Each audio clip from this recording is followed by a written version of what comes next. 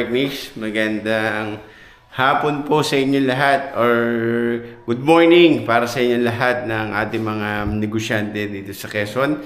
Magandang umaga po sa inyo lahat. At ngayon partners, nandito tayo ngayon sa project natin sa Lucena. Ito yung bungalow na modern unit design. At dito kami nagsimula sa sa Lucena project na to partners. Papakita ko sa inyo, i-example ko sa inyo yung mga pagbabago or yung ano na yung update dito sa unit na to. Kaya simulan natin, nandito tayo sa loob ngayon simulan natin sa labas. Okay? Alright partners, yan. Kung mapapansin nyo, meron na ang kulay yung ating labas ng bahay. Pero yung kulay po na yan, hindi pa yan. Primer pa lang po yan. Kaya kung mapapansin nyo, wala pang halos kinang. Pero ayan na po yung design. Ayan o. Ganda na grabe, nakakatuwa diba? Yan po is tayo simulang gumawa. Tayo nag-layout, tayo nag-construct. Hindi po ito extension or renovation. Tayo po mismo ang gumawa nito. PHB Construction and Services po ang gumawa nito. Yung team natin. Kaya yan, sa mga balak or gustong magpagawa ng dream house sila or mga pang businessman, apartment type or yan, comment down below partners sa ating YouTube channel at tutulungan ko po kayo. Ayan partners, ang ganda Yan, kung mapapansin nyo dito, bakit po ito walang masilya?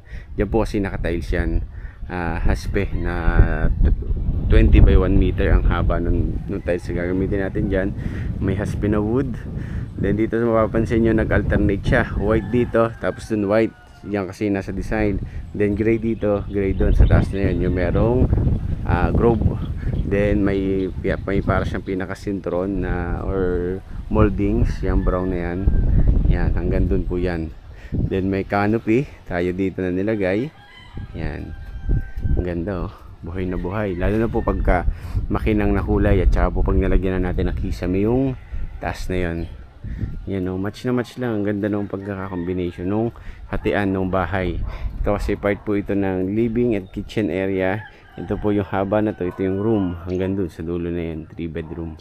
Okay, pakita ko sa inyo. Then dito nakapag-flooring na rin po tayo sa labas. Ayan. Merong garden area. Ayan, yung hollow blocks yan. Garden area po yan. Then ito, may part po na ito na may gate pa yan. Pagka dating yung panahon, hindi pa naman po ngayon. Pero may proposal na po sila sir na gustong pagitan yan. Then may step po tayong isa dito para sa pagpasok sa loob ng bahay. Then isa po doon para sa exit. Yan. Then garahe. Yan po. Ito yung isang garahe natin partners. Sukat po dito yung isang sasakyan. Pick up. Pasok po dyan.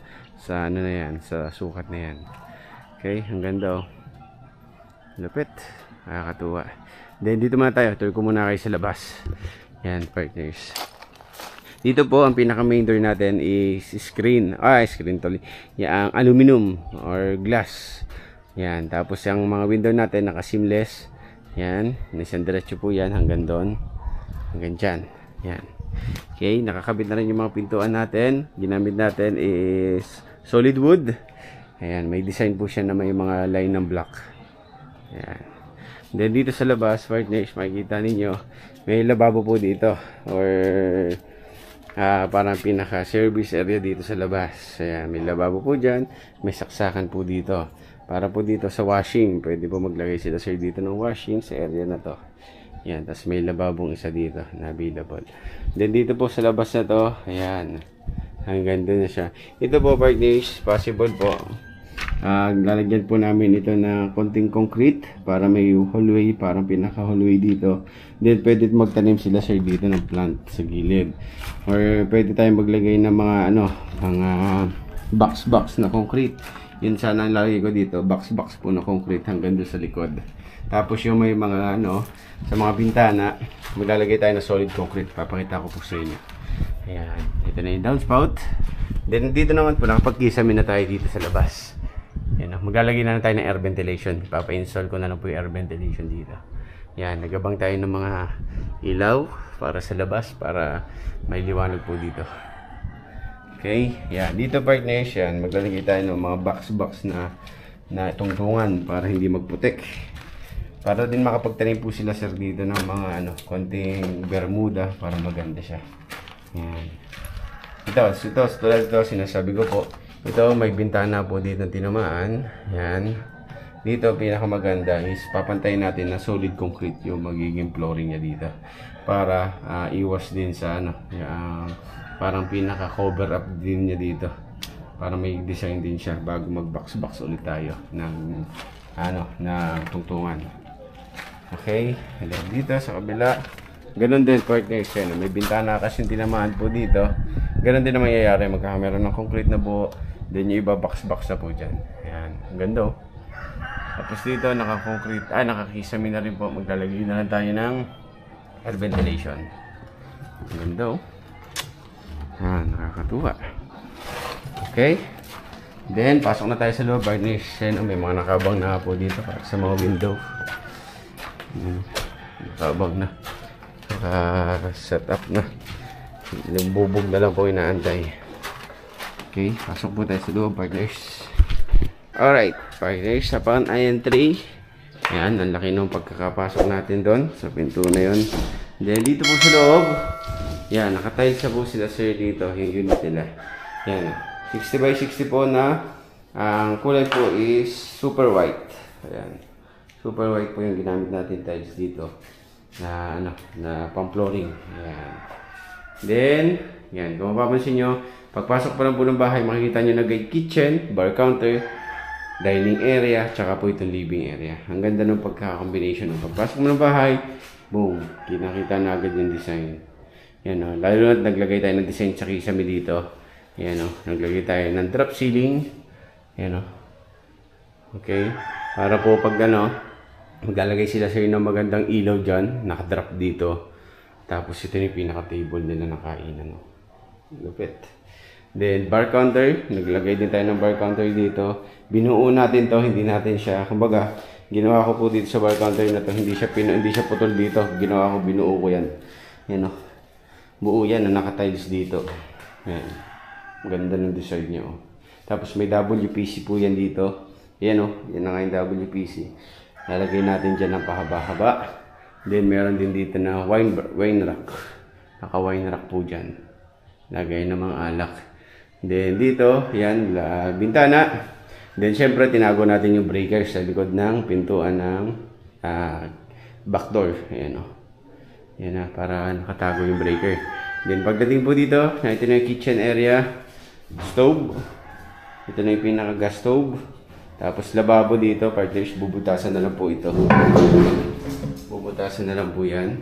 Then naglagay din tayo dito ng ng bintana para may labasan or para liwanag din, makadagdag liwanag din partners. Alright.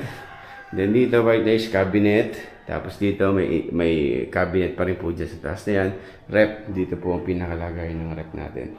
Yan, tapos meron ng pantry cabinet dito partners, sa area na to. Yan. Tapos common CR. Medyo wala pa lang po naka-start sa common CR kasi inuna po namin na ito lagyan bago kami maglalagay sa CR dito sa taas. Yan. Okay. Ang ganda Pagdating nyo dito, kitang-kita po yung design ng living area. Yan kitchen. Ito yung, dining. Then pagdating po dito sa kitchen area, living area, naglagay tayo ng cove light partners. Yan. Then may request po sila ma'am dito na yung kortina daw dapat istago. Ayan, naglagay tayo ng magiging sabitan ng kortina partners. Ayan Diyan sa ibabaw po na yan. Alright. Parang pinakasabitan ng curtain pag po Then ito na yung pinaka main door. Yan. Tapos ito yung salas. Tapos na dito yung TV. Yan, magkakamera. Design po yung TV rack dyan. Camera TV rack. Then design po na TV, WPC dito sa gilid. Alright, room na tayo, partners. Dito sa room, pagpasok po dito, may maliit lang kayo na may papasukan kayo dito na parang pintuan din, pero hindi siya pinto, may parang open space lang.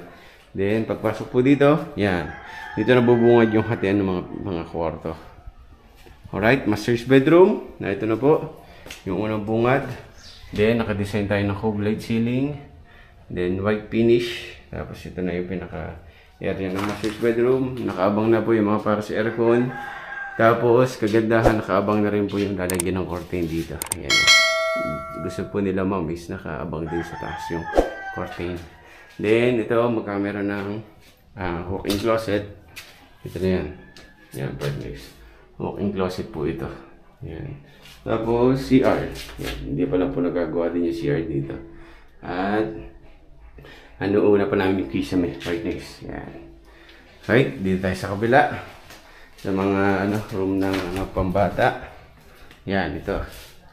Yan, partners. Yan, nandito na sila, nagtatayos na sila dito. Then, naglagay din tayo ng L-type design ng kisame. Yan, may co-blade din po ito. May konting design din siya. Ayan, partners. Okay, tama-tama lang para sa bata to. Single bed, kasyang-kasya po dito. Then, after dito, ito pa po isa. Ayan. May isa pa pong room dito na naka-co-blade ceiling. Then, ang lawak ng pinaka-area niya. Yan. Alright. Okay, yan. Dito lang may natutulog na tayo dito. Kaya may nakalatag pong ganan. Yung ating isang nag-stay in dito sa unit para iwas wala ng ating mga gamit. Alright. Yan na po yung kalakihan ng ating unit na ginawa. Okay. Then, dito partners, ayan pa Ayun, boom, ang lawak Tama-tama lang po para sa isang pamilya, itong bahay po na ginawa natin. Alright, partners, at yun na yun. Yun na yung ating pinaka-update dito sa unit. Siguro, next week or possible next week po is ulit tayo. Makapag-update ulit tayo dito sa unit na to. At possible, malaki-malaki na ang kagawan nito. At possible baka this month ay ma-turn over namin to or hopefully na matapos na namin to ngayong magtatapos ng March. Siguro kung hindi man po matapos this March is may mga konting repair na lang, retouch na lang at ilang taon na lang din ang gagawa dito. Pero possible ginagawa ko po is this March is ma-turn over na po itong unit para po maganda ang pagpasok ng March sa atin. Kasi by possible po tayo turn over din by mag-end ng March na isang unit sa Camellia. Kaya dalawa po yung ating tinitingnan na ito-turn over ngayong March na to. Kaya yun, partners.